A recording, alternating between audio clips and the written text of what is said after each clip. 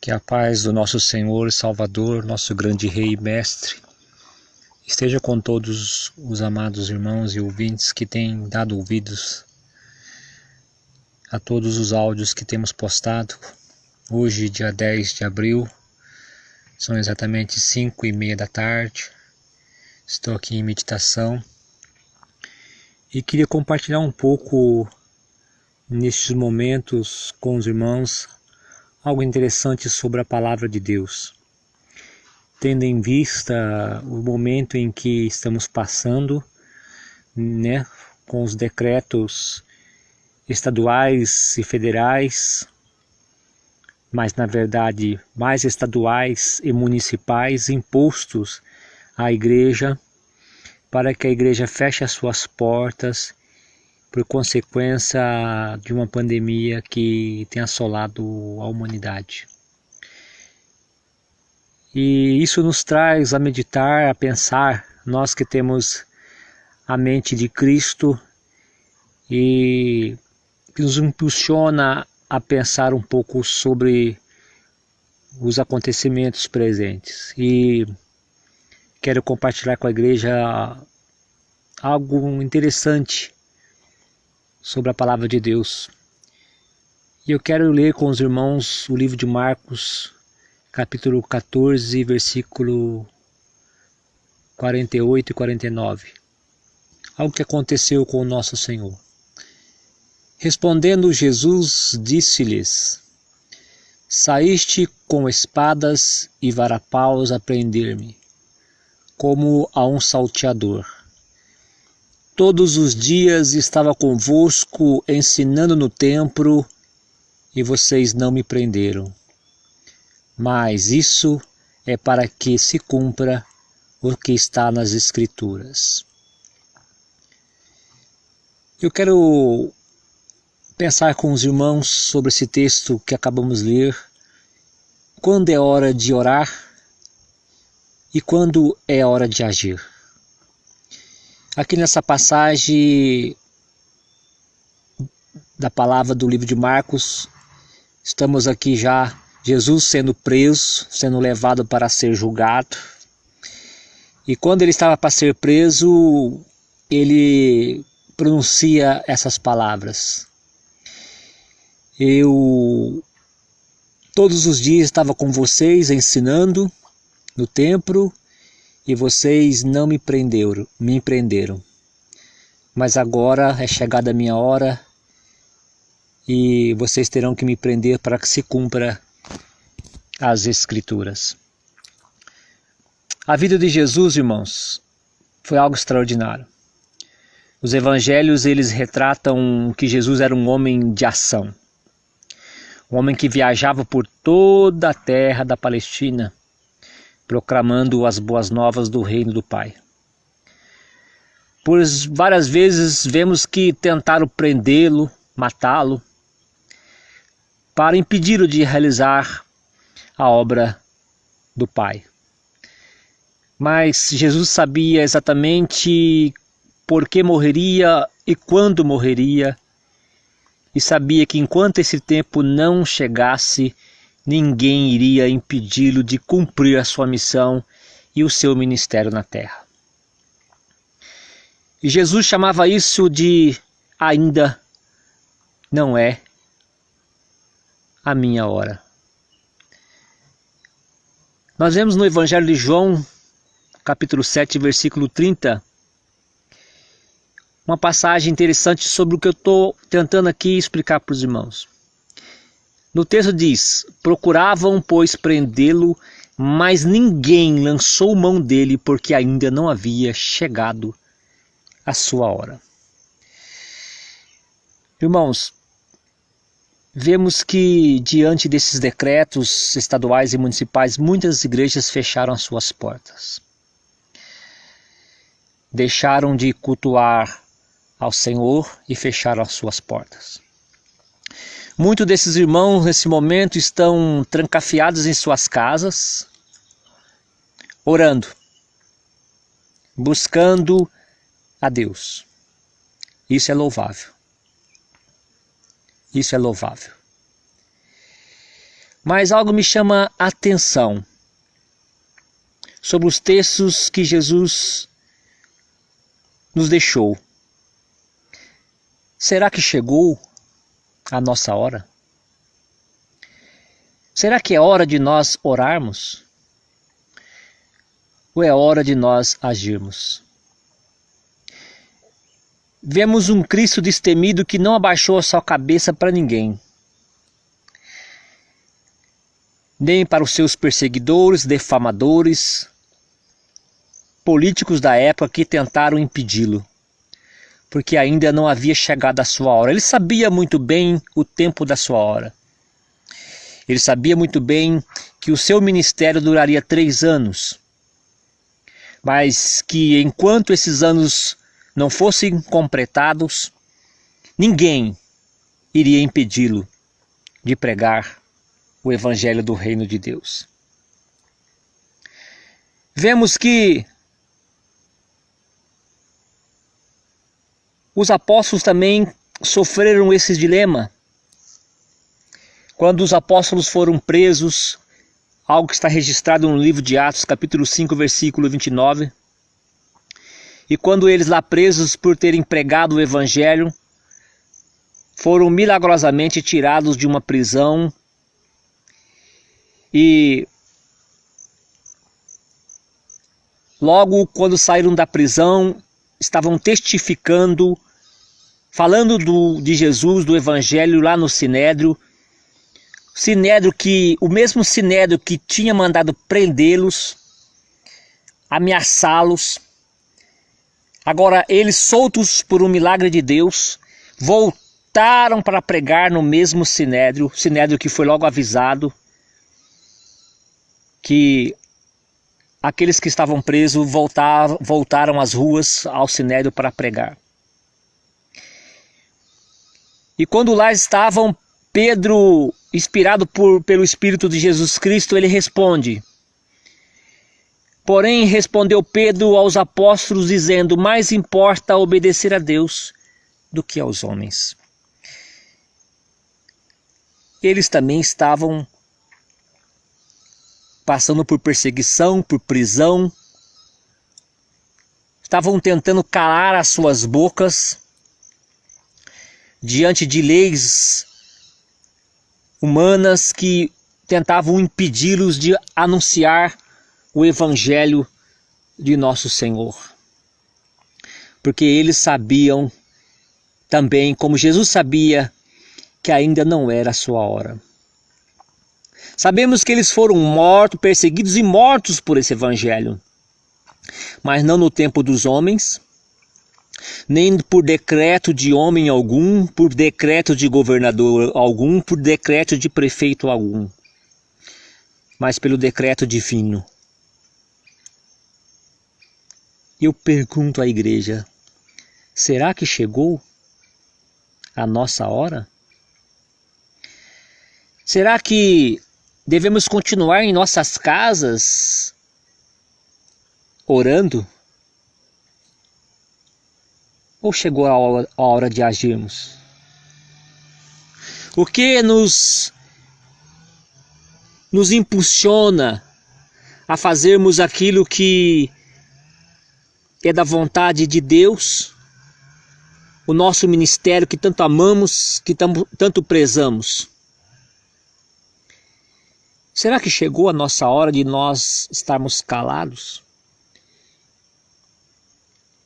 Eu me entristeço, irmãos, por ver uma igreja que se prostrou tão rápido diante de decretos. Pessoas que estão caladas em suas casas, antes estavam todas em seus templos reunidas, dando a vida, dizendo que dariam a vida para estarem reunidos por amor a Deus, para buscar a Deus, a importância de estar juntos, de estar unidos, mas que nesse momento se cala. Quando é hora de orar e quando é hora de agir? Será que pecamos? Será que não podemos ser enquadrados no livro de Tiago, capítulo 4, versículo 17, quando diz: aquele que sabe fazer o bem e não faz, comete pecado. Que pecado é esse que Tiago está dizendo? O pecado da omissão. Deus deu à nação brasileira um presidente que ama o seu povo. Esse presidente tem sido perseguido, maltratado, desrespeitado pelos governos estaduais, tem sido desprezado, maltratado pelo nosso Supremo,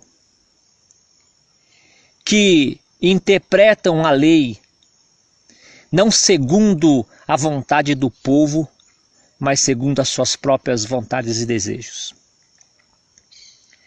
Deus nos deu um presente, um presidente que tem temor e tremor, que ama o seu povo e está disposto a dar sua vida pelo seu povo. Agora eu pergunto, será que o seu povo, o povo que o elegeu, está disposto a dar a vida por ele? Ou será que chegou a nossa hora? Temos em nossas mãos uma arma chamada Constituição Federativa do Brasil. Algo que poucos de nós conhecemos, mas muitos, quando conhecem, não sabem aplicar a Constituição como deve. Nosso direito de ir e vir foi tirado de nós, igreja, e nós estamos calados. Será que chegou a nossa hora? Quantos têm apoiado o nosso presidente da República, que nós sabemos muito bem que o Brasil nunca terá um presidente como ele? Nunca teve e nunca terá um presidente como ele. Quantos estão dispostos a apoiá-lo? Eu acredito que poucos. Aqueles que votaram nele, por mais que sejam a maioria, não conhecem a força que tem. Falo com você, igreja de Brasília, Distrito Federal, aonde acontece aí os protestos. Vocês estão orando? 2.600 religiosos em Brasília, trancafiados em suas casas, orando. Quando é a hora de orar e quando é a hora de agir? Não deveriam vocês estarem lá, na esplanada dos ministérios, protestando, buscando o direito constitucional, direito esse que custou vidas humanas e que neste momento está sendo negado a nós? O conforto da casa é melhor, assistir televisão é melhor, ficar ouvindo a boboseira de repórteres e rede de televisão que só pensam no lucro e que não pensam no direito constitucional do povo, porque esse direito está sendo privado, tirado de nós, e ninguém faz nada. Se somente a igreja de Brasília, somente os religiosos de Brasília se levantassem unidos, protestando, que é o direito que todos nós temos diante da Constituição, dizendo: nós queremos que o nosso direito seja respeitado. Nossos direitos constitucionais sejam garantidos e respeitados. Será que não estamos pecando por omissão? O pecado da omissão. No Evangelho de Lucas, capítulo 10, versículo 30, um evangelho que você já deve ter ouvido muitas vezes pelo seu pastor pregando. A história do bom samaritano. Um homem que foi privado do seu direito de ir e vir, espancado, roubado, maltratado e deixado ao léu no meio da rua. E perto deste homem passou 3 tipos de pessoas: o sacerdote, o levita e o samaritano. O primeiro, o sacerdote, viu o homem caído, passou de largo, passou longe. O segundo, o levita, também passou de largo, passou de longe.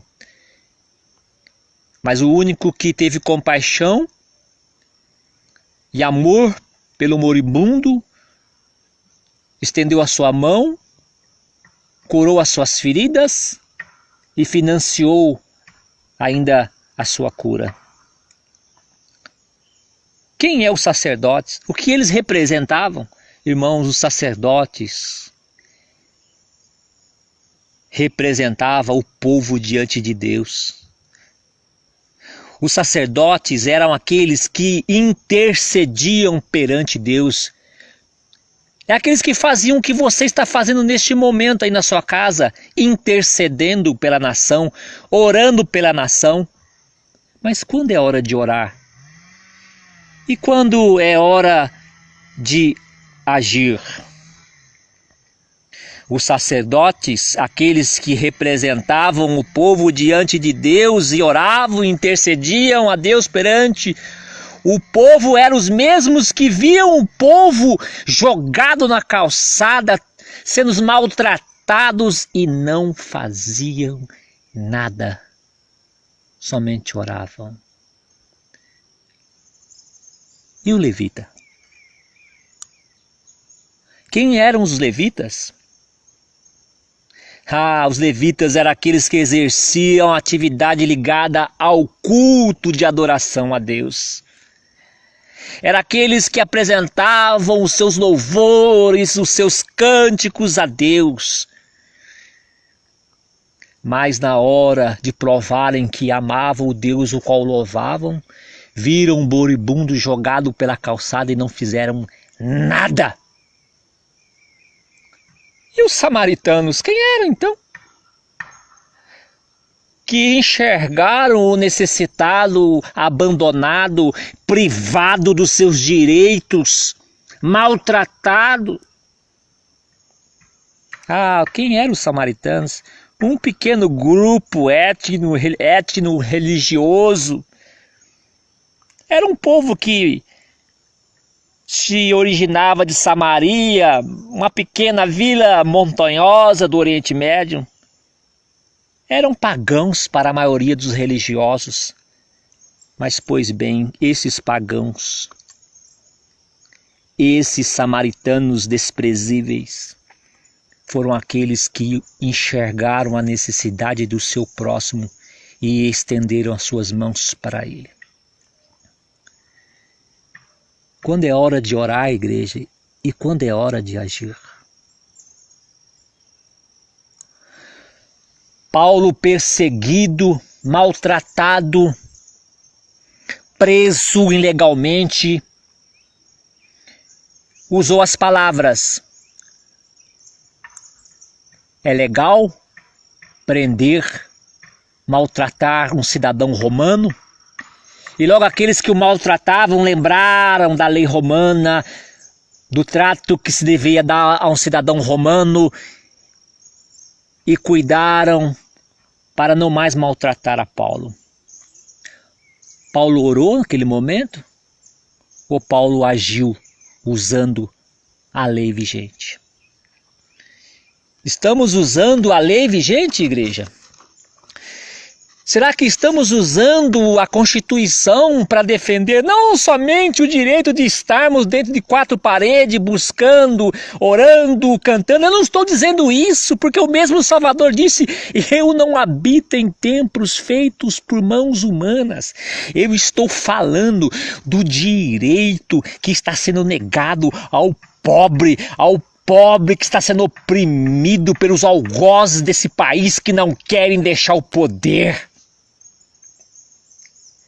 Os seus suntuosos salários que dá a eles o direito de comer caviar em suas mesas, enquanto o pobre, aquele que tem o direito de buscar, até o seu direito de buscar o pouco alimento que precisa para colocar na sua mesa, está sendo tirado deles.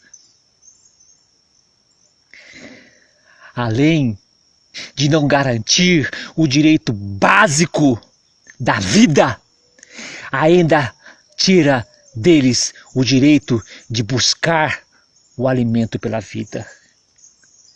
Será, igreja, que é hora de orar?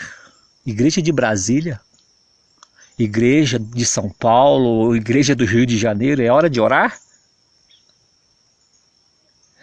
Todos esses exemplos de pecados de omissão que a Bíblia nos relata, não houve pecado cometido diretamente contra essas pessoas necessitadas.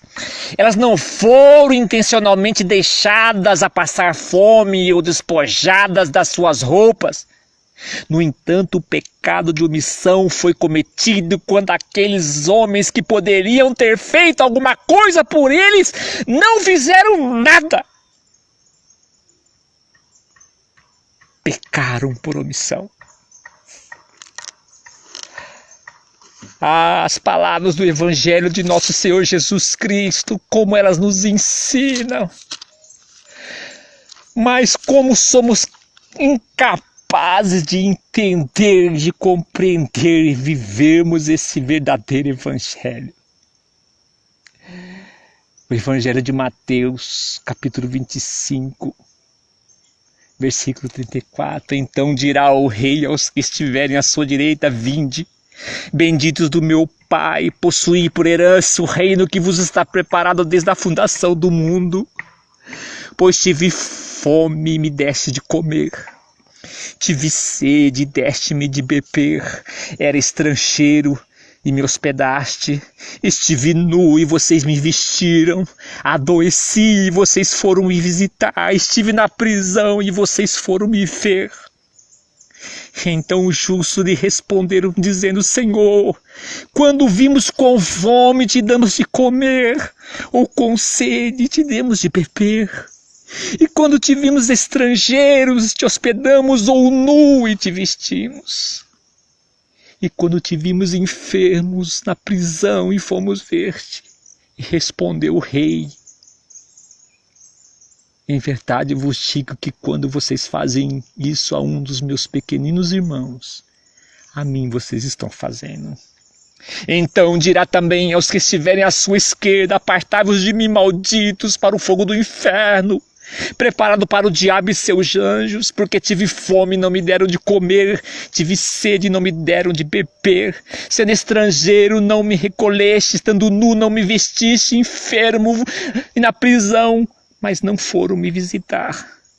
Então eles também lhe responderam, dizendo: Senhor, quando te vimos com fome, com sede, ou estrangeiro, ou nu, ou enfermo, ou na prisão, e vocês, e não me servimos? Então lhe responderá, dizendo: em verdade vos digo que quando um desses pequeninos, vocês não fazem isso a eles, não fizeste a mim. Irão esses para o tormento eterno, mas os justos para a vida eterna.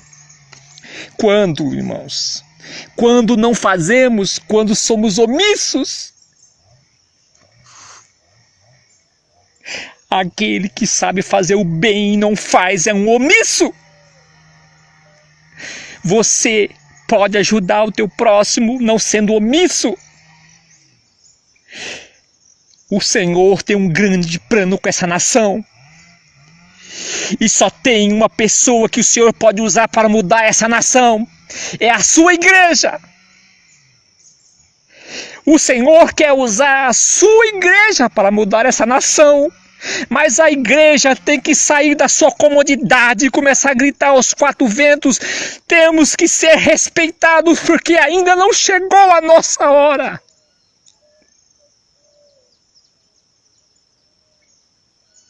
Onde está a tua igreja orando?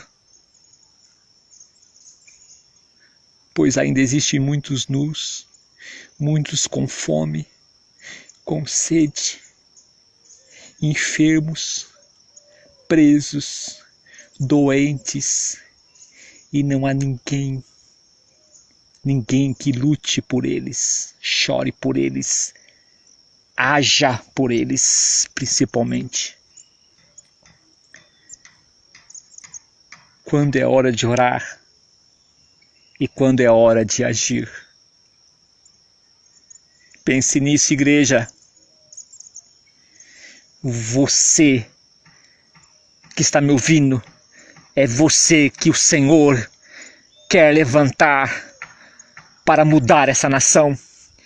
Deus quer mudar a nação, mas Ele quer usar a sua igreja como Ele usou no passado. Ele quer usar no presente. Pois, igreja, acorde enquanto há tempo.